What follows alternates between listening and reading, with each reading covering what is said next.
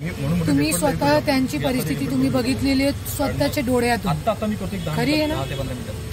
ते किती डिप्रेशन मध्ये होता आणि किती प्रेशर होता त्यांच्या डोक्यावरती, आणि तेच प्रेशर तो मला करत होता की बोलू नका, मीडियावरती बोलू नका. आणि मी काय वेगळा काय वाईट बोलत पण नाही होती.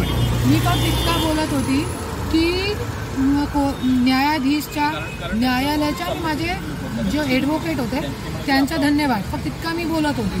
आणि त्यांना कंटिन्यू कॉल येत होते त्यांचे वडीलचे, तो त्या प्रेशरमध्ये झाला आणि त्यांनी अशी पोस्ट केली.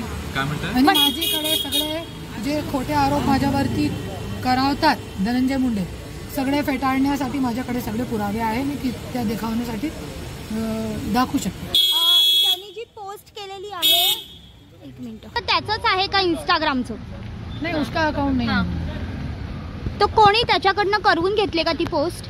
पता नाही क्या करवाया क्या नाही करवाया, मी बघितली पण नाही, पोस्ट बघितली पण नाही आहे. मी मला पण पाठवा कोणती पोस्ट. त्यात तुमच्याबद्दल फार त्यांनी वाईट शब्द म्हटलेले आहेत, लिहिलेले आहेत. कोई बात नहीं, मेरा बेटा है, पति इतना कर रहा, बेटा थोड़ा तो कर सकता है ना.